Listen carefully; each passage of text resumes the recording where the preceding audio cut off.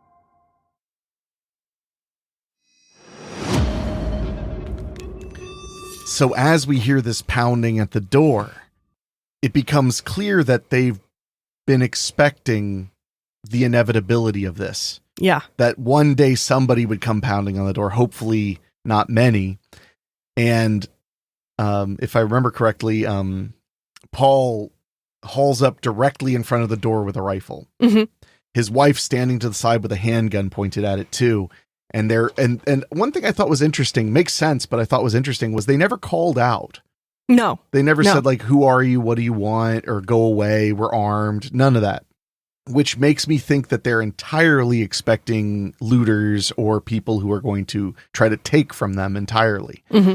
Because, in our modern society, usually the way you get somebody to stop pounding on your door is you make it clear you're home.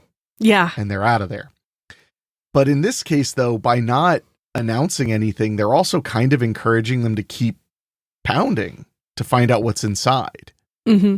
And I wonder if if the idea was like, well, like may as well just lure them in and shoot them if they're trying to break in. I think I think it could be that, but in a different direction. I think it could be like when you start calling out, you also let the other people know who's in the house, how many people are in the house, whether they should expect a large amount of resistance or not. So in a survival situation, it would kind of make sense not to make yourself known, especially when you're just one man, one woman, and a 17-year-old kid. Like you don't want it. What if there's 20 looters out there? You don't want them knowing that you're an easy target. Well, I mean, if only one person called out, that wouldn't give away that much, though. I mean, that's fair. Because only one. Why would you have everybody? Actually, now I'm just laughing because it's like you'd have 20 people go on the count of 3. Go away, everybody all at once. Well, that would be amusing. But no, I see your point. But no, I think it's also like it is. I agree that it is a security thing. It's about security. And on the same element, I mean, the door was somewhat well fortified. Mm-hmm. So maybe they're hoping they'll just go away. Yeah. But I think that would be a very wishful thought. Because if a house is locked, that's even more reason to get in, especially if you don't know if anybody's in there and you're desperate. Mm-hmm. So eventually, as the doors, does he manage to get the first door down? I can't remember off the top of my head. Yeah. So what's cool about the door, and going back to the director saying he wanted the whole house to feel like a labyrinth, is the back door isn't just the back door.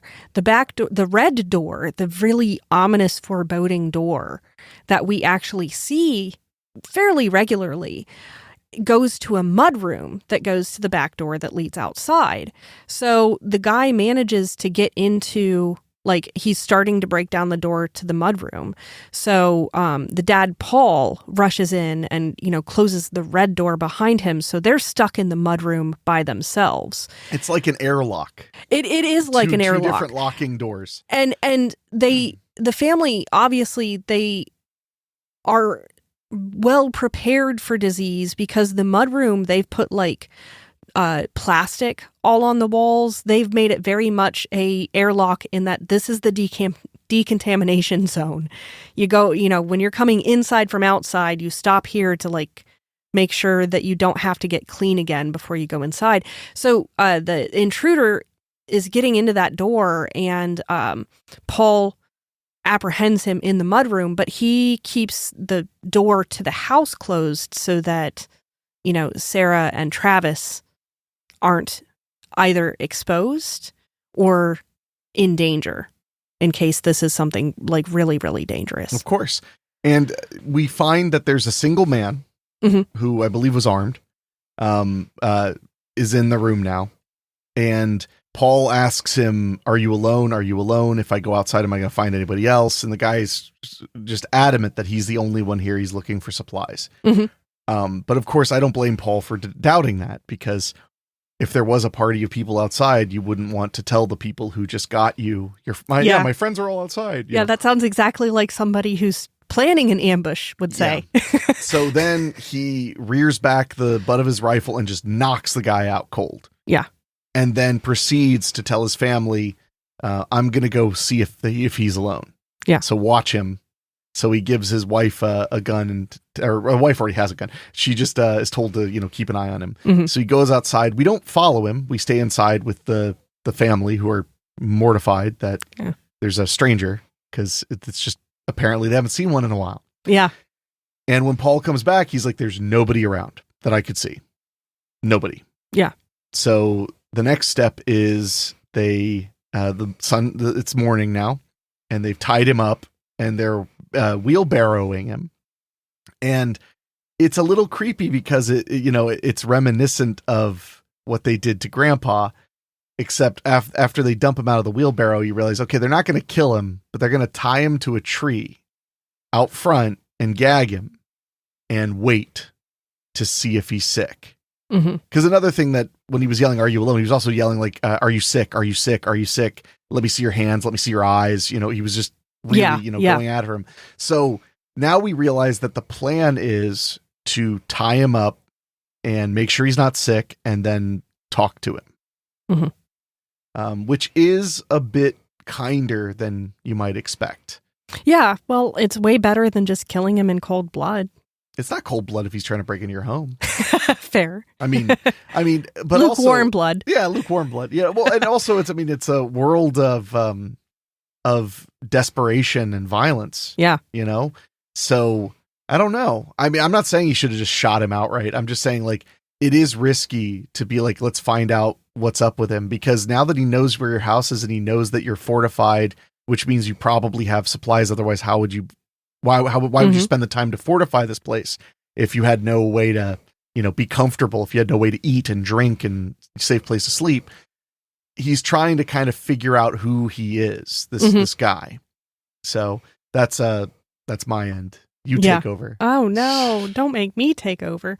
Well, no, this is where we really in this first act are starting to see how the atmosphere of the movie is going to evolve, because there's all these scenes where the only thing you hear is like the effects in the background, and people are like hardly even talking. And then as tension builds, you'll notice like strings and horns will start this like dissonance, and it just grows and gets louder and more chaotic until something will happen in the scene, and then suddenly the music will like actually turn into a little bit of music, but we'll actually hear people talking or discussing dialogue.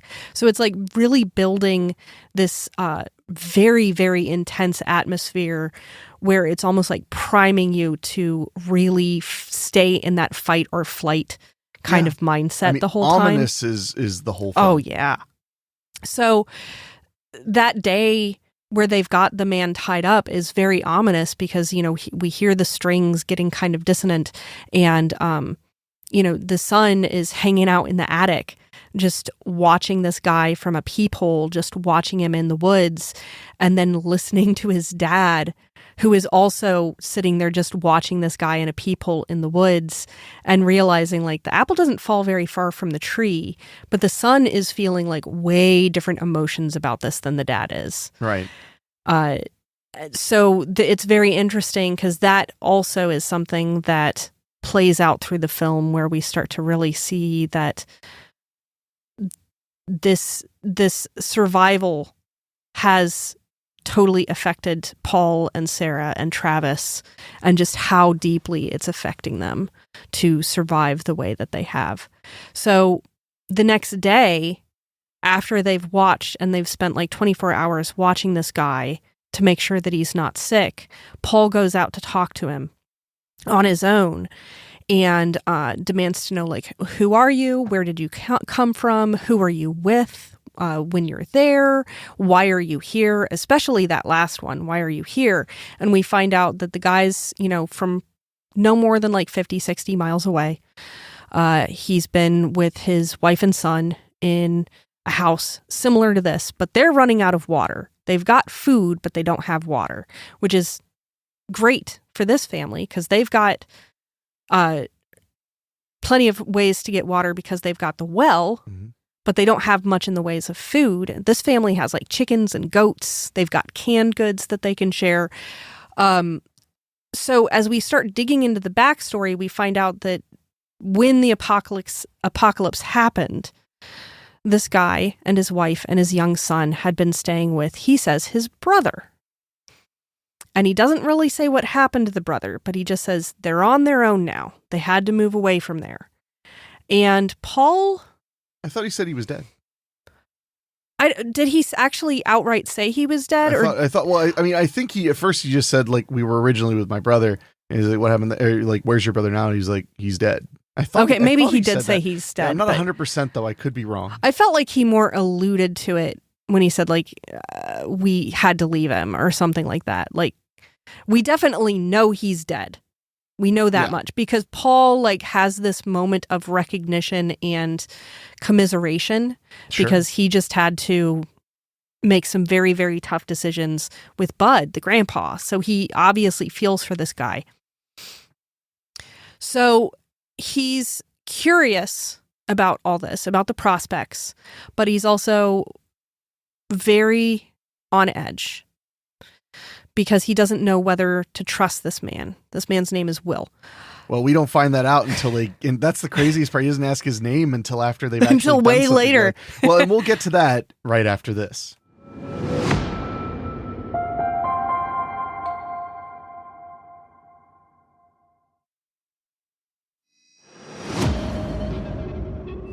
So we're back, and now Paul is trying to decide. He's like, okay, I'm going to check out his story. Mm-hmm. So he tells his family, I'm going to go with him to see if he's telling the truth. If I don't come back, don't come looking for me. Should only be a few days. Mm-hmm. Reveals that he has a working vehicle. Yeah. Which is something, I mean, I guess not that surprising, but still. Yeah. It would explain how they could scavenge things, that they could probably travel pretty far. Yeah. Yeah. So they decide to go back to where this guy's wife and small child are hiding. And so they load up into the car, and again with the atmosphere of this movie just building and building and building until something happens. They get into the truck, and the guy is sitting in the back of the truck, and Paul is driving the truck, and it's gotta be like almost 60 seconds of a continuous take of just focusing on the rear view mirror, and then focusing on Paul, and then focusing on the window near Paul, and then focusing out the back window, and then back and back and back. Because Will is in the back of the truck yelling directions through the window, through the back window of the pickup truck. And he's also being the lookout. So like if he sees something in the road that could be dangerous, he's also supposed to call that out. But the whole time we're doing this continuous take, and they're driving through some honestly like rather beautiful countryside. Mm-hmm. The music is growing and swelling and getting more dissonant and more what's the word for cacophony? More like a cacophony. Until suddenly there's a bam, and the window next to Paul blows out, and they lose control of the truck and they crash into a tree. And then it's like a pandemonium for a minute as we follow Paul and try to figure out what's going on. And he manages to shoot somebody. And then as he's looking around, getting out of the car and like yelling and trying to figure out what's going on, Will's gotten on this other guy who had apparently been firing at them or trying to trap them. And Will is pummeling his brains out. Yeah, no, he's beating the goddamn hell out of him. Yeah. Like if Paul would not have intervened, Will would have killed that man within moments. But the thing was extra interesting to me as like character development, as interaction is, Paul pulls Will off of this guy, and Will has this brief moment of clarity where he's like, okay, now we need to talk to him. And then as soon as Paul shoots the guy that had been shooting at them, Will then freaks out. Like, we could have gotten information out of him. We could have figured out like where they came from or if there's more people with him. But dude was about ready to kill this guy with his bare hands just a few seconds ago. Well, that was meant, I think, to make you doubt Will a little bit more, because Will's beating him, and then Paul points the gun at him, and right as he's about, he goes, no, wait, and he shoots the guy dead. And he's like, why were you telling me to stop? Yeah. Like, do you know him? He's like, no, I don't know him. Well, why'd you tell me to stop? And he's like, we could have asked him things. We could have found out information from him. Yeah. So and there are a lot of these like trusting or like trust doubting moments. Exactly. That's a major part of the film is making it hard to trust anybody from outside the house. Yeah. So, so now after that happens, we cut to the house and Travis is all excited because Dad's back. And we find out that they have brought Will's family. Yeah. Which I thought was hilarious because after they get back there, after the family is in this truck and they're filthy, they've been living hard. After they get out, he literally introduces them by asking what their names are. So he didn't even know Will's name, and they'd probably spent 5 or 6 days together surviving to get to that family because they were about 50 miles north is what he had said. Yeah. So now we introduce more characters. Mm-hmm. Kim, is that the mother's name? Yes. So young lady named Kim, and Andy is their young son. Is it Andy or Andrew? Andrew, yep. Andrew. Man, I shouldn't forget that. And Andrew seems to be about like 4 years old. So he's very, very young. Yes. Real cute little kid. And there's a very sweet moment where the two families are together at the kitchen table, just kind of like talking after they've gotten off the road. And Paul's going over like the rules of the house where, he mentions like, we never open the door. Every other point of entrance to the house is absolutely boarded up. The one door stays locked. I have the key. End of story. And the other door also stays locked. Yeah. I have the key as well. Yeah. Both doors are locked. No one goes outside alone. We always go in groups of at least 2. We don't go outside at night unless it's an absolute emergency. I get to keep the only guns we have for a while. Well, he doesn't say I get to keep the guns. He says we keep our guns in a safe. In a safe. And he's like, I'd like to keep your gun in the safe for now. Yeah, he says until we figure something else out. That's what he I think is what he says. Yeah. So he's not making it like we're confiscating, although they are. But he's just saying he's trying to make it friendly. What we do is, they also have a little kid in the house now too. So, you do want to keep those little things safe, I guess. But then there's the element too that this is their home. And you are a guest. Mm-hmm. So you do kind of have to follow their rules. Exactly. But that's going to create a tension that can be palpable at times, for sure. Oh, yeah. And we explore that tension.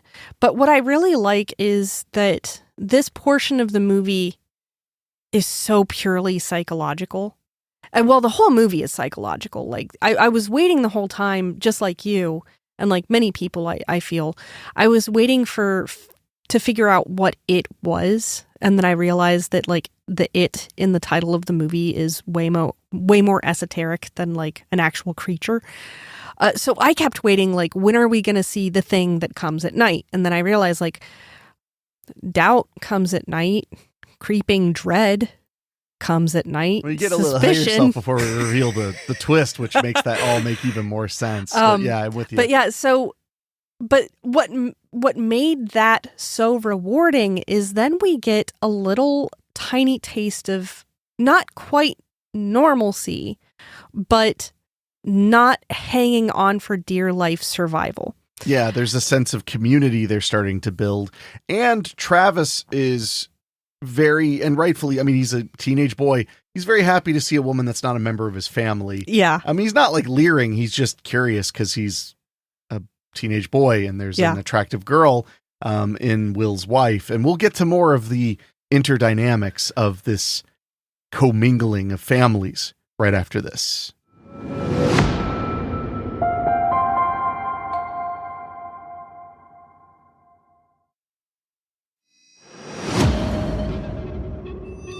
So as the families start to kind of learn to cohabitate with each other, we start to see a few things I thought were really interesting, like that in some ways Will is a bit more of an outdoorsman than Paul. Mm-hmm. Will's incredibly good at splitting firewood.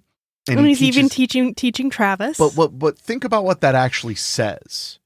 That suggests that for whatever reason, Paul didn't teach him how to split firewood. Could it have been because he didn't know how to teach him, or could it have been because he tried and failed? Because why wouldn't he know how to split firewood? They need firewood. Yeah. So why would Travis, who's an able-bodied 17-year-old man, why wouldn't he know how to split firewood? But to Paul's credit, when he oversees this, he doesn't have a look of like anger or disdain or jealousy. He just has a look of general cautiousness. Where he's I read it as he was more just thinking like, I just hope he doesn't get too attached to these people if they turn out not to be who they say they are, or if they get sick and die, because that is wont to happen lately. Or if they just decide to pick up and move, like families decide to move. That's what happened. Is that what happened like with your family during the apocalypse? You guys just like, we're like, we're going to move now. We're going to go over here. Well, that's basically how my great grandpa Rudy came to the United States. He's like, Italy is like kind of filling up with Nazis right now. And he's like, I think I want to go to the United States because there's less of those. So Mussolini didn't convince him? Like that wasn't his problem. He's like, hey, these trains are running great. No, it was strictly the Nazis. Fair enough. Fair enough. So now we're seeing all of this, Travis is becoming friendly with the family. I do love that every time we're at the dinner table that Andrew is at the head of the table between the two moms. Oh, absolutely. Because of course he would be. No, he would. And they were few and far between, but especially during like the little, I would almost call it like the montage of the families teaching each other stuff and like learning from each other. Sarah and Kim had great chemistry as just being like two ladies trying to run two families together. And there was a very adorable moment where Travis got out his old toys and like crayons and stuff and gave them to Andrew and like sat and played with him for a minute. So like you get the family that these are two families trying to make this whole thing work. Well, there was also a moment, I think it was at the introduction meal, where he was explaining the rules of the house, where Andrew is like ducks down behind the table, like, just kind of, and Edgerton just kind of, after being so dead serious and being so whatever, he just kind of looks at him and goes, look at him hiding. What are you hiding from? What are you hiding from? Like just being a dad, because he was a dad. He had a little kid once. Yeah. And I thought that was a really charming little moment to like both suggest he is a human with a warm heart, but also the suggestion of like, since the kid is play hiding, that he's play responding by kind of interrogating him the way they actually would interrogate. What are you hiding from? What are you hiding, pal? Like, that's some really clever writing. And Edgerton, of course, he really is an incredible actor and a really talented director. His film, The Gift, I saw it in the theater 4 times. It was amazing. That was his directorial debut. It was so good. I'd love to cover it on the show, but it's not really a horror movie. Oh. You've seen it. Oh, yeah. It's like borderline horror movie, but it's really much more of like a drama thriller. Yeah, yeah. It's a little bit too loose on the definition of horror, but maybe we will one day. But anyway, so yeah, there are a lot of little moments where people are clearly bonding. Even Paul and Will, they get along very well. Yeah. Paul and Will both have a lot in common. One of those things being that they both believe they would do anything for their family first and foremost. Oh, absolutely. Which makes Paul trust him and not trust him at the exact same time. Which makes sense. Because he understands, like, well, I know the lengths I would go to protect my family. So I have to assume that all those cards are also on his table. Sure. Which is admirable, but also a little bit intimidating. Yeah. A lot bit intimidating. Well, and then did you notice that they kind of just gently reveal that there's something wrong with Paul's leg? Yeah. Like all of a sudden he's just in bed at one point and there's an ace, like a really heavy duty ace bandage around one of his legs. And then as he's doing stuff, we start to notice he might have injured it when he fell out of the truck or when he jumped out of the truck at the beginning, or it may have always been there. Yeah. Because we never really see when it starts. But then all of a sudden I started noticing after they revealed that he was a little slow. Not, totally unable to run, but like he's slower than, and Will is not. Yeah. Will is younger and stronger and maybe more aware. The only thing that Paul has is experience. Yeah. That's the only weapon he has in his arsenal that can't really be matched by anybody other than maybe his wife. They look like they're roughly the same age, but who knows? Yeah. So that was something else I thought was really interesting is I didn't notice once that his leg was bandaged up until right around the time the new family arrived. Yeah. No. And the development of, everyone like learning to trust each other makes it so much more heartbreaking when that trust starts to break down. Because I believe that's around the time when Paul and Will sit down to have a drink together, isn't it?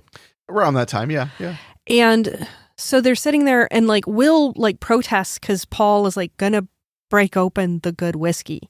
Or it may just be the only whiskey. At this point, that the whiskey is the good whiskey. Yeah, exactly. So he's like, no, don't do that. Like, no, you don't. And he's like, come on, man, we're going to share a drink. So they share a drink together. And Will starts talking about his life before, what life was like for him in the city. And, he kind of reveals that he did grow up in the country and he moved to the city for Kim. And then he came back out here and Paul reveals like, you want to know my big secret, what I did before? Because, Will was like a construction worker and he was like a mechanic and he did demolition. And he's like, yeah, taught history. You want to know about the Roman Empire? So we start to understand a little bit more like why Paul feels so intimidated. There is a reason to be intimidated there. But then Will says something really interesting. He mentions he was an only child. Yeah, and that immediately gives Paul pause. Yeah. And I love that because, that's a moment where it's like, there's a hole in the story. Yeah. And that's dangerous. You don't, because that's his whole thing was you've got to tell me the whole truth. Yeah. Look me in the eyes and tell me the whole truth. When he was tied to the tree, he literally pointed a gun at his face, said, you have to look me in the eyes and tell me the truth. Don't lie to me. Don't lie to me or I swear I'll kill you. I'll kill you and I won't even care. Yeah. And at that moment, we as an audience almost miss it too because they're just saying stuff. They're drinking. They're having fun. It's one of the few levity moments of the entire film. Yeah. Is that moment. So of course they drop something on us. To Paul's credit, he doesn't like hold it secret to like plot. He just goes, I thought you were staying with your brother.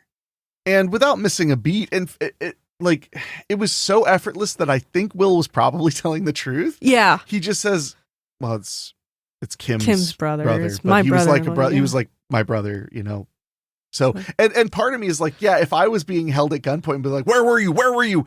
I might forget a few descriptor words too, I would brother-in-law versus brother. One is considerably shorter to explain or to say. Yes. Or wife's brother, which is slightly shorter, but still not shorter than brother. Yeah, exactly. So that was that moment where it's almost like they gave us that little taste of camaraderie that they could all experience together. And they're like, so anyway, we're going to take that back. Very likely it's not yours anymore. And things are about to get even more intense when that doggy, Stanley, starts barking like crazy because something is out there. But we'll get to that right after this.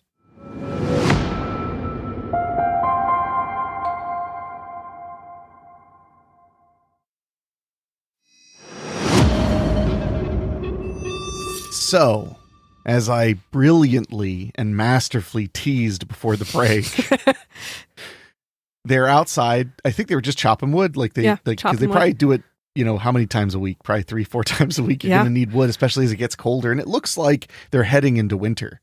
Yeah, it's late summer, early fall or something like that. Yeah. Like there's still leaves on trees, but like it will be cold soon. And their clothing is long sleeve. Yeah, long sleeve. They're getting ready for it. And it was one of those storytelling moments where you're like, oh, look at these two cute little families trying to make it work, because the guys are all off, chopping wood, and the two moms are there like tending the chickens, and Andrew is between them, like, because you got to look after those little kids. They'll get in trouble fast. And then Stanley the dog starts like going ballistic, which is very uncharacteristic. We see this dog a lot in the movie. And like even when Will was banging on the door in the beginning, Stanley was just very quietly growling, just kind of that. Oh, no, he was barking. Was he barking really loud? Travis had to hold its mouth shut. Oh, he did. He told him to quiet the dog. Yeah, quiet down. But still, no, you're right. You're right. For the most part, the dog is very... berserk. I wouldn't say timid, just he's a country dog. He doesn't bark unless there's something to bark at. Yeah, and Paul comes over to the dog to try and calm it down and I think what he was going to, because it was on a lead. Mm-hmm, I think what he was going to do was take him off the lead so they could put him on a leash or take him back home inside. Or grab him by his collar or something. But as he's trying to get the lead off, the dog bites him. Yeah. No, it doesn't appear like super hard, just like a nip. But he bites him. So, of course, Paul lets go and the dog just runs straight into the tree line. Mm-hmm. So now, because Paul is slower, I mean, you can't help it.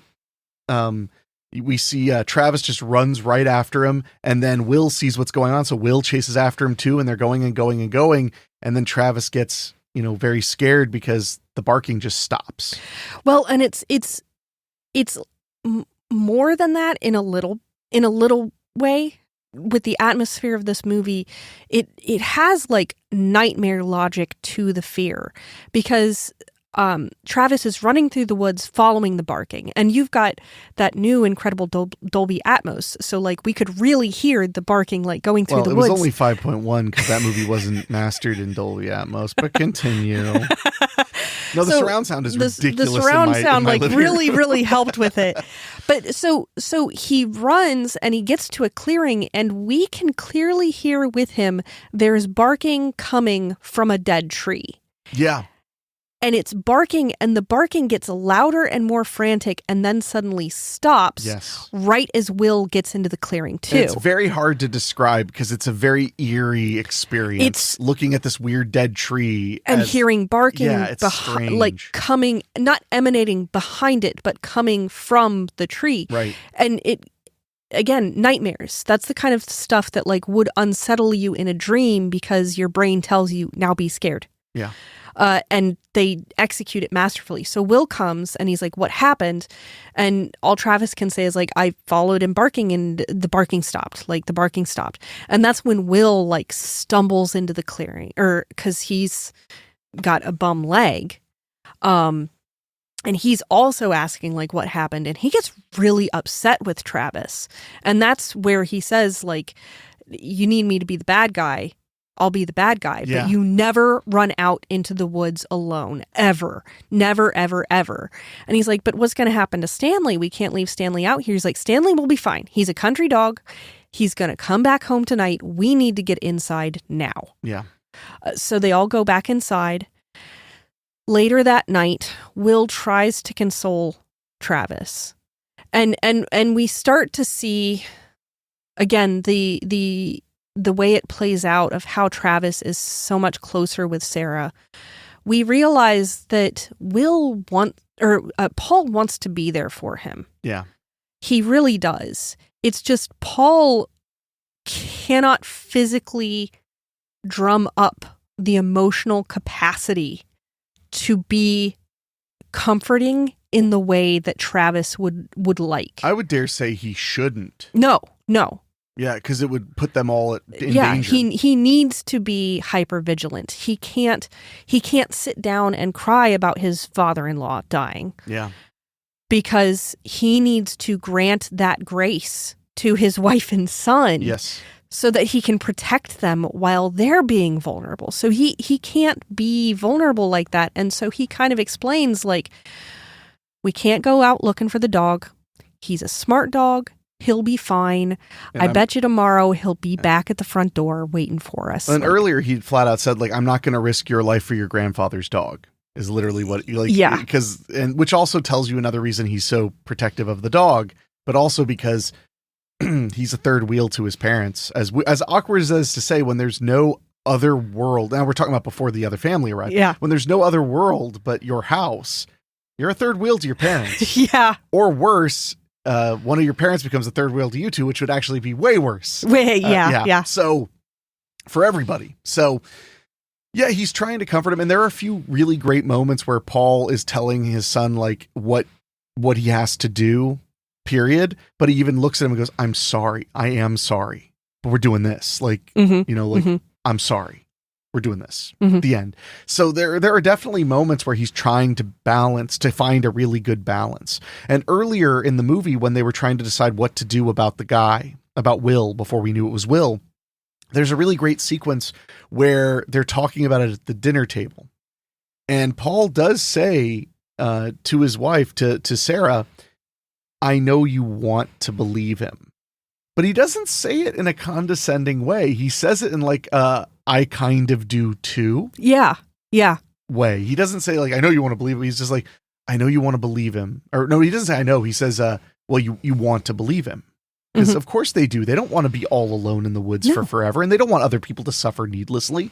Because one of the arguments for why to bring them back is that they have food and it's more hands, it's more help, it's more because that's power. Sarah's point that kind of gets Will on board with bringing this extra family is she's like, more hands means more people to help us defend ourselves when more people come. Because more people will come. But here's the thing about that scene. I don't know if you remember this, but it stuck with me very, very much. Not only the first time especially the first time I saw the movie, because I was caught in the theater. It's a wide shot, the three of them, and the camera slowly trucks in to Travis and Sarah, and completely leaves Travis out of the side, but then eventually gets only to Sarah.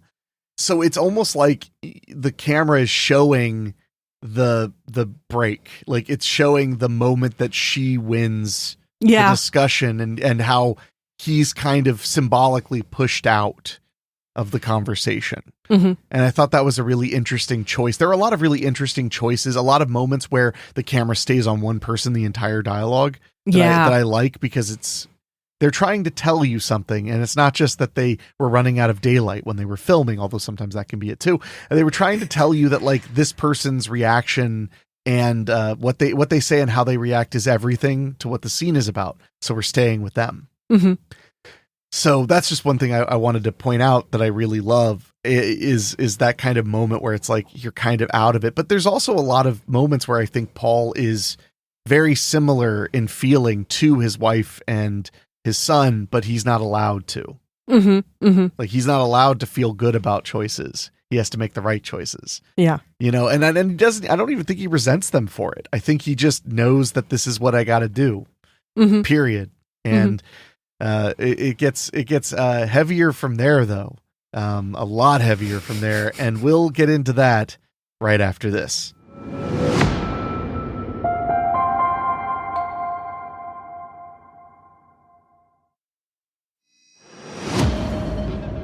All right, we're back talking more about It Comes at Night. And the Travis character is worth diving into a little bit more, because he is in some ways like the audience. Yeah. Well, maybe, but he's kind of the audience's perspective a little bit, because we're kind of outside.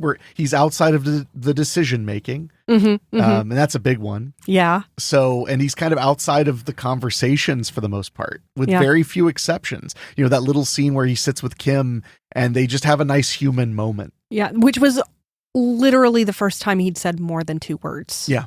Which was so nice. You got to see what a kind and funny young man he actually is. Yeah. But yeah, for the most part, a lot of what Travis does is hang out in the crawl space in the attic and eavesdrop on everyone else. Yeah. And that's how we figure out like what is going on between his parents and how they feel about the newcomers, and then between the newcomers and how they feel about this new place, and like what's going on. Is a lot of it is just Travis being a little creep and listening to everybody. And one of the reasons he's being such a creep is he is in desperate desperate need of escapism. Oh, yeah. Because of his, we were talking about right before we came back on the air, because of his nightmares. And I love the way they depict his nightmares. Mm-hmm. Because he's having these constant nightmares and they don't end when he wakes up. They end a couple of beats after he wakes up, which I actually realized is terrifying to me, because that is how a really scary nightmare works. Is you open your eyes and you're like, I'm okay. And you still see it for a minute. Yeah. Because it was so startling. It doesn't leave you. And we get that from him with almost all of his nightmares, where, you know, as to where most movies, somebody like sits up and goes, and it's over. He sits and goes, and then we see the image again. It pops back up on the screen. Like it's like a punctuation like it's still point. There. Right. And I thought that was an incredible way to suggest that he has like really upsetting, deeply upsetting nightmares. I would say it's verging into night terror territory at that point. Probably. Because not only are the images so pervasive that they stick with him for several moments after he wakes up, but they're so bad that oftentimes it takes him a very long time to get back to sleep, which is why he went downstairs and he had a conversation with Kim because he couldn't fall back asleep, or like why he will hang out in the attic is because he can't fall back asleep. So he'll just hang out up there and kind of listen to the goings on in the house. And so this night, after Stanley the dog had run away, he doesn't even try to get to sleep, really, because one, he's distraught, and two, he probably knows, like, I'm just gonna go to sleep and have more nightmares, so why even bother? So he goes downstairs and he's kind of walking around downstairs, upstairs, again, who knows in this house, so excellently done. But he notices that his grandpa Bud's bedroom, the door is ajar, and he sees someone in there. And he goes into this dark, creepy room, and there's Andrew, the little child, laying on the floor, just like kind of whimpering helplessly. Yeah. So he wakes up Andrew, and turns out Andrew was like kind of having a nightmare. So he takes Andrew upstairs to his parents' room, and then he hears something downstairs. So he rushes back downstairs, and the camera follows him through the hallway, and he stops. And then it goes and it focuses on the red door, and it slowly zooms in. And then we realize as it comes into focus, the door is unlocked and slightly ajar. Which is insane. That should not happen. Right. So he runs upstairs. He tells his parents what's happening. They tell him, like, get ready, get your gear on. Tell everyone else to get ready and get their gear on. We're going to figure out what's going on. So everyone gets their masks on. They get their gloves on. They get boots on. They're all waiting in the hallway. Paul and Will go to the door, and they go into that decontamination zone, the mudroom. And we don't see much, but we do see a heavily breathing, severely injured, bleeding, and very sick Stanley the dog laying on the ground, whimpering. So they have some very tough but important decisions to make. And Travis wants to say goodbye to Stanley. Right. And this is another moment where Paul has to put his foot down and say, unfortunately, I have to make the right decision for you. And if that means you hate me, fine. But you can't go in to see the dog. The dog's too sick. And to be quite frank, like as an older person, you don't want a young person carrying that kind of like trauma around in their psyche if they can help it. That's certainly so like you don't want to say it, but you also want to say, like, besides, you don't want that. Yeah. Like, you think you want to say goodbye, you don't want what this goodbye is. Well, and he wasn't just saying like I want to see. He was like, I want to see him. Yeah, I want to see that he is sick. He wanted to confirm that he's right, and it's like his father has every right to be like, you should trust me. Yeah, like you should trust me. Because, you don't want to see this. And I think that's an element of most of when he's trying to prevent him from doing things is like, I don't want you to get hurt and I don't want you to get scarred. Yeah. Worse than you already are, BTW. Because he's very having a hard time with a lot of the things he's dealing with. And anybody would. Yeah. Anybody in the world would. Well, and because you mentioned earlier how sometimes during like the deep, heavy conversations in this movie, the camera will stay focused on one person so that you can really get absorbed into their reaction into what is going on. And there is so many times where Paul is doing something or saying something, and you can tell that he's making a very difficult decision in the interest of his family. But we're looking at Travis and how the gears are turning, and we see Travis realizing that the person that his father used to be before the apocalypse is not who his father is now. Yeah. Well, and that's just the teenage experience in general too. Oh, that yeah. moment when you see a parent as an adult, as a human being. Yeah. Yeah, that's I think that might be what it was metaphorical toward. Yeah. Was this idea of like seeing your parents for who they really are. But in this example it's a lot harsher because it's like he has no choice. It's either be this way or let us all die. Yeah. And so you can't be mad at him because you're still alive. But at the same time, there's a lot of reconciliation you have to do with the image you had of this person. Right. They're not living up to that anymore. So Paul and Will take Stanley out and dispose of him. And, Sarah and Kim and Travis and Andrew, they're all like in the kitchen. And when they hear the gunfire, like they're all shaken. Mm-hmm.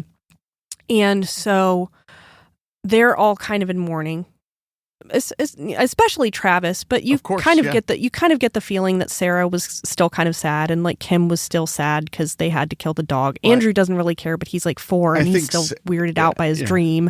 I think Sarah cared most because it was something Travis. It was something for her son. Well, because Travis, again, like I said, the third wheel thing. When Grandpa was there, I bet Travis and his grandpa spent a lot of time together because, there's a married couple and then there's grandpa and grandson.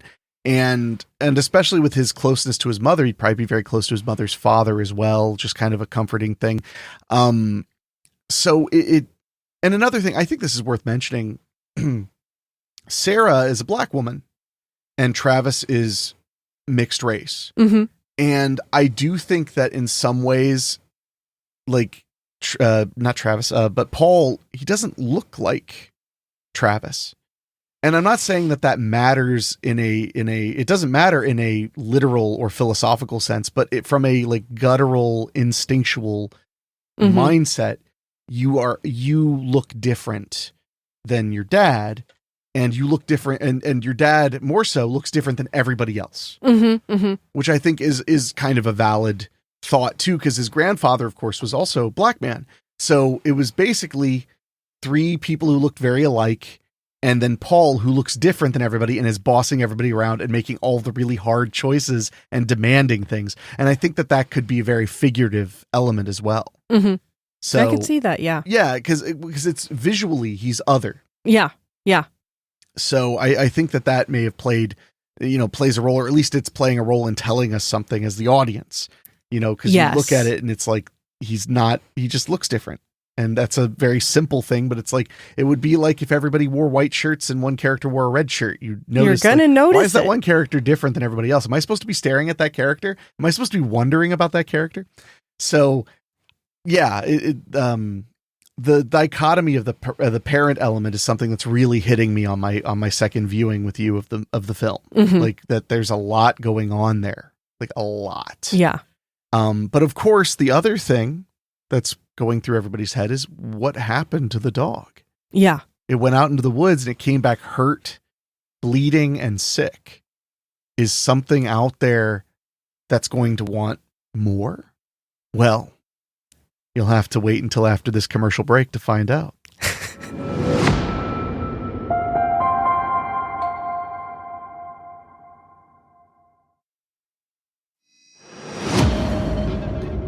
So, now that the Stanley incident has happened with the dog, they've taken care of the dog's body, but now there needs to be a debriefing.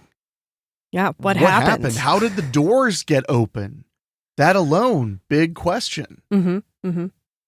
So the scene was set up beautifully because they're in the kitchen at the kitchen table, but it's pitch black except for one lantern in the center of the table illuminating them. Well, and it's worth mentioning, it doesn't matter what time of day it is because every window is boarded up tight.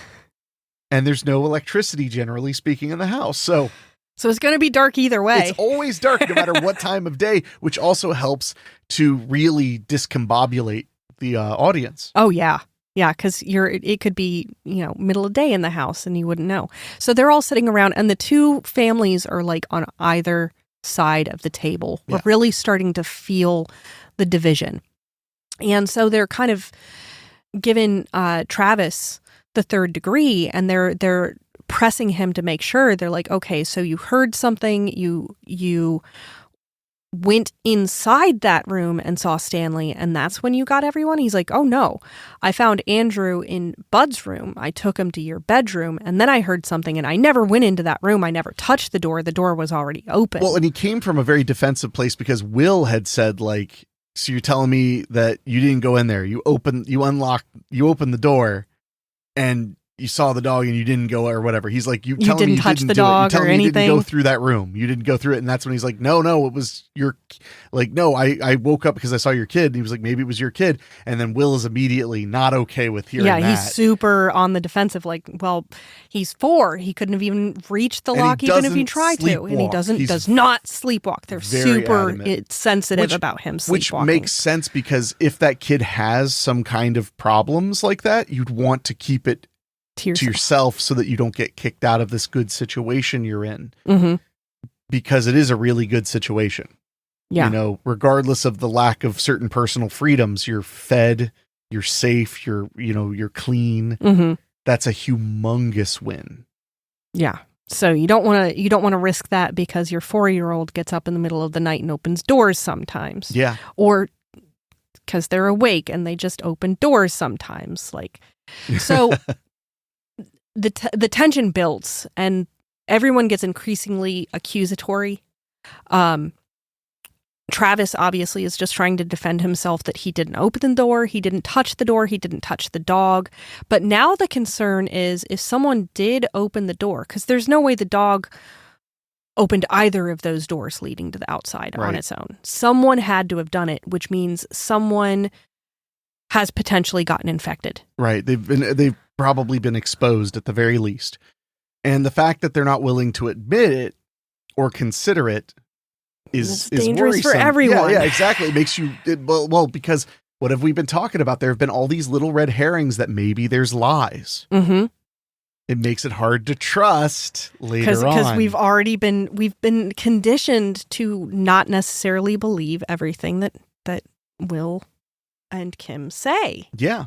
So to kind of try and de-escalate the situation, or at least keep it from escalating, Paul says, okay, the best thing for us to do is, as families, we're going to quarantine in our bedrooms for a few days. Take enough food and water for a few days. We're all going to chill out. We're going to make sure no one's sick. And then later on, we can revisit all of this. We can have a more level-headed discussion about this. Yeah. So they all agree. Will and Kim and Andrew go to their room, and Paul and Sarah and Travis go to their room. And that's when Paul and Sarah realize there is an unfortunate but very real likelihood that Travis has been exposed. But they don't want to admit it, and he is very adamant that if he was exposed, it was from Andrew. Right. So they all go to bed, and this was, I think, one of the most effective of Travis's nightmare sequences, because he's starting to have a nightmare, and he has a nightmare about taking the lantern and going outside in the dead of night and trying to find Stanley, because he can hear Stanley out in the woods barking.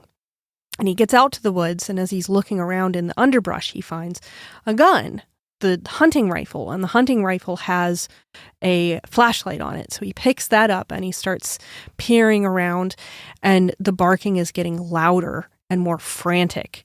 And then it's turning into loud, like, cries and whimpering. And then it's turning into barking and howling and a woman screaming. And the camera focuses in super tight shot on Travis as his eyes grow wider and wider and his jaw drops and the loud, hellish sounds of whatever thing is in front of him gets increasingly more disturbing. And then he wakes up and he starts breathing heavy and he's looking at his arms and he's covered in boils. And then he starts like puking blood out of his mouth. And then he wakes up again and his arms are still covered in boils. And he's like hyperventilating. And as he looks and he's scratching at his arms, all the boils go away. So he's had another nightmare. He knows what to do. He goes up to the attic, but as he's in the attic listening, Andrew is crying and crying and crying and coughing really loud, like hacking, coughing, crying, weeping. And he can hear Kim and Will talking, saying that they need to get out of there. They need to get out of there now, tonight, if possible. They need to leave. So he's got kind of like a decision on his hands. And he decides to tell his parents because it seems, and it is important that his parents know that these people are going to be leaving under the cover of night. But they don't want to let this other family leave. Well, their arguments, I get. I get. They basically, he's like, why can't they just take their share of their food stuff and go. water and just go? And the mother's like, because they know we're here, and if they'll come back for more. Yeah. And people, when they're desperate, they get bad. And I see where she's coming from.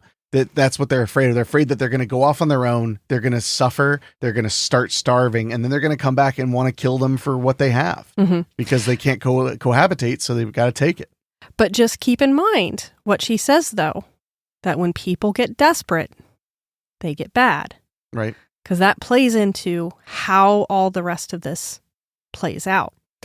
So Sarah and Paul, they decide to take action. They tell Travis, you have to stay in the bedroom no matter what. Do not leave the bedroom. We're going to take care of this. They get on their gear. They get some guns. They go to the hallway. And Paul starts knocking on the door to the family's bedroom and says that he wants to check on them. And they say, oh, well, actually, it's not a good time right now. And you can hear them trying to like shush Andrew, but he's still like coughing a little bit and crying a little bit, like still making a little bit of noise. And, Paul obviously is insisting, like, this is my house. I would really like to check on you right now. I would especially like to check on Andrew. And they're like, well, no, it's not a good time for him. Like, we need to get him down for a nap or whatever kind of excuse they can give. And he's trying to be, he says, like, I'd feel better if I could just take a look myself. Yeah. Which is very honest. He's like, I just want to look at your kid and confirm with my own two eyes that he's not sick. And is also going back to Travis, who wanted to look at Stanley with his own eyes and confirm, like, himself, was my dog real sick? There's kind of like this layers of understanding, like, how people are operating and how they behave in the human condition, but also all of that plus there's been an apocalypse. Well, and there's a severe lack of trust between Will's family and Paul. And the gap is only getting bigger by the moment. Yeah. So now we get into what is one of the most tense sequences I've ever seen in a film in my life. I mean, just made me uncomfortable physically as well as mentally, because it is a doozy, and we'll get to that right after this.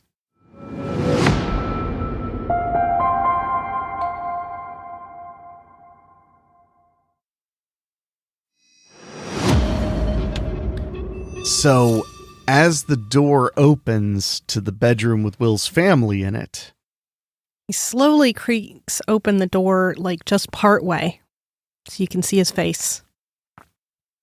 And then when he finally opens it all the way, he's actually got a gun. They don't know where he. Secret. Yeah, a secret gun. They don't know where he got it. Yeah. And that obviously the rift in trust is much wider now that he's armed. I would say so. So Sarah's off in the shadows. She's like hiding around the corner with the hunting rifle. And Will is there with the pistol, and they both got pistols drawn on each other. And, it's one of those old, no, you put your gun down, no, you put your gun down. And finally, Will makes the suggestion, like, we really need to calm this down. We need to have a discussion. So on the count of 3, we'll both put our guns down. 1, 2, 3. They both put their guns down. And is that when Will pistol whips him? Well, no, he pistol whipped him in the beginning, in the bedroom when he made him stand in the corner. Oh, that's what it was. Yeah. Okay. Yeah, and they made it seem like he was going to just shoot him in the corner. So no, I'm pretty sure this is where Paul just wrestles his gun away from him. That's basically. What it was. Yeah. And it gets really hairy there for a second. So yeah. It gets real hairy as they're fighting there in the staircase, like trying to grab each other's guns. The thing that finally stops the altercation, though, is Sarah coming out from the shadows and pointing the hunting rifle at Will. We also didn't mention that Will made Paul take his mask off. That's right. He made him come inside the room. Once he came in the bedroom, he was like, nobody's sick in here. Take your mask off. And he was going to shoot him if he didn't. Mm-hmm. So he had to take his mask off and basically, it was like being forced to trust. To trust. So now, the revealing the hunting rifle and everything, he wrestles with the gun. They end up, Sarah and Paul end up kind of overwhelming Will, and they force them outside the house. Mm-hmm. This all happens very quickly. Very quickly once we're done with the long, drawn out, painfully tense standoff. And it's also worth noting that when Will is in the bedroom and Paul's like threatening him to shoot him and telling him to take off his mask, he's also telling his son Andrew, don't open your eyes. Yeah, he's telling him to keep his eyes closed. Keep your eyes closed, buddy. Which is really interesting because that's, again, one of the signs of being ill is having weird looking eyes or like eyes that look different. So he's trying to make sure that no one could see. I thought he just didn't want to see eyes. him shoot Paul because he was almost certainly going to shoot Paul. Or it could be that. I mean, it could be either one. Well, the sense I got when he didn't shoot Paul was that he was yelling that at his son because he was fully prepared to shoot Paul. Yeah. He wasn't planning to, but he was ready to. Mm-hmm. He was totally prepared to shoot Paul. That's why he also had him get in the corner initially, because when they're being forced out of the house, the first thing Sarah does is make him stand in the corner until it's time to get the hell out. Yep. So it does make me wonder. I mean, that's an interesting point of hiding the eyes, but I felt like that was more, he didn't want the kid to see him kill a man. Oh, I definitely agree. And I think it's one of those things where like the movie didn't give us an answer because the point is that there was doubt of why he was instructing Andrew to not look. Yeah.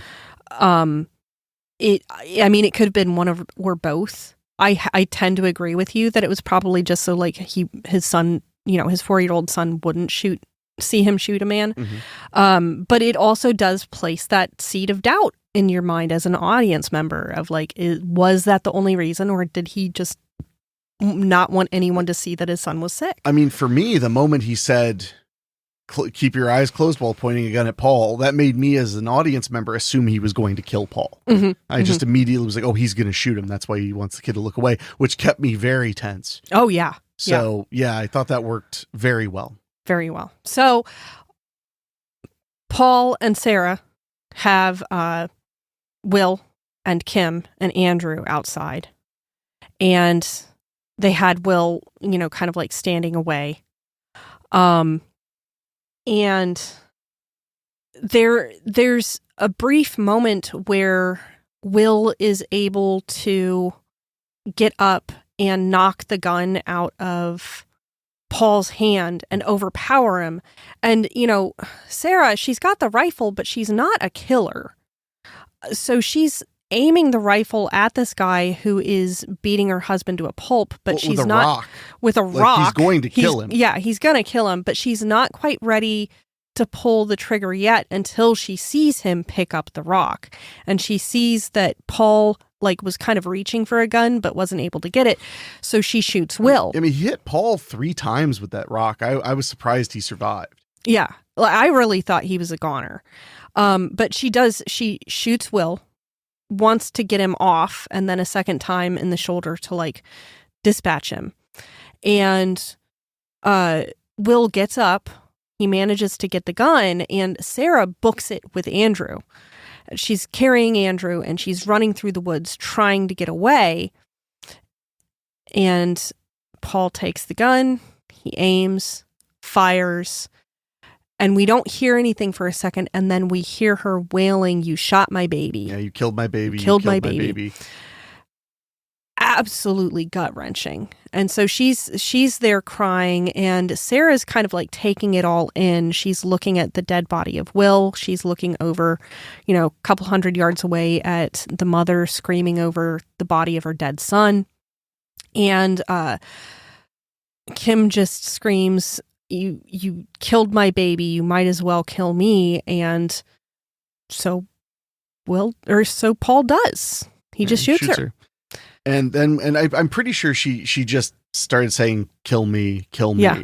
like in long, exasperated, guttural screams. Yeah. And then we realized that Travis had went outside and he saw all of it. This whole thing, this whole ordeal, and it's it's not great. No, not a great moment in family time, but as he's trying to kind of deal with the shock in his head that his parents killed these people who seemed like perfectly nice people. But then again, on the other side of that, they seemed like perfectly nice people that were about to kill your father, with very little hesitation, if it meant that they could keep their son, who may actually be deadly sick, alive for 20 more minutes, because if that kid is sick, then they're deluding themselves to the idea, well, we can make him better. Because you can't. That's very clear. And that's where the movie throws, I wouldn't even call it a twist.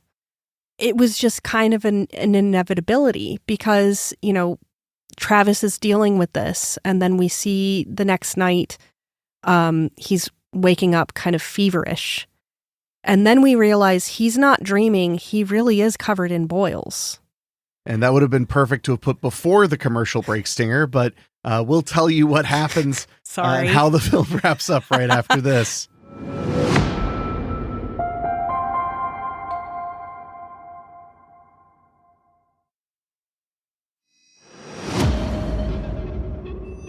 So as Rachel gave away before the commercial break, we've now revealed that Travis is indeed infected and that he indeed went and saw the dog. He was lying. Oh, do you think he was lying? Oh, he was definitely lying. He went and saw the dog. How else would he have gotten infected? Well, the reason that I didn't assume, and maybe the makeup just didn't do it for me, but the final scene, the reason I had questions about him visiting the dog is because the final scene, Will and Sarah both appear to also be ill, so they would have gotten ill from him. Yeah. But either way, however he got infected, I just thought it was very haunting that he was sitting there on his deathbed, the second to last scene, and he's sitting there incredibly sick. And his mom was sitting there comforting him, telling him, it's going to be okay. It'll be okay. You're going to be fine. You're going to be fine.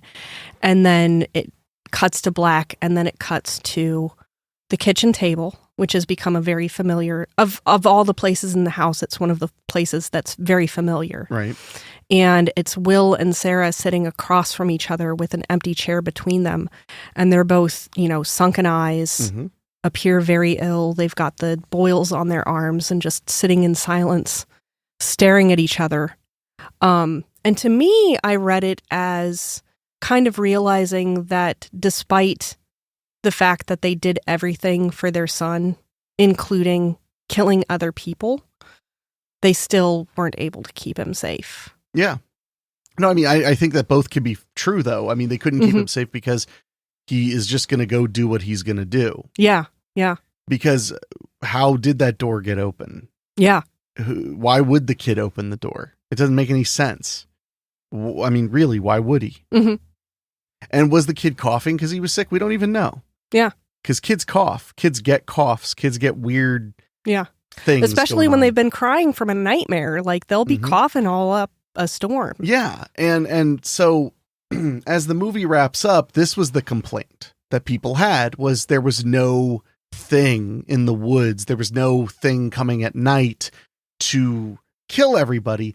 And I actually, this is one of the reasons my favorite movies is because I actually won an argument with a random person on Instagram. And I'm not the type to say I won an argument. I mean, like, he was like, man, that's a really good point. And I was like, holy crap, did that just happen? Because he wrote me, because I posted a picture of my ticket stub and I was like all about it. And he was like, well, it didn't even deliver that and blah, blah, blah, blah, blah, blah, blah, blah. And like, it markets it as this thing, but then it turns out to be this thing. And my response was, dude, you're just as fooled as the people in the movie. That's the problem. The problem is they were always looking out for the next problem, for the next danger, for what was going to hurt them. But they had a perfectly good species-ending virus spreading through town. Why are they worrying about so many other things? Right. Worrying about what's out there at night, worrying about all these things, when in reality, they had a real threat already.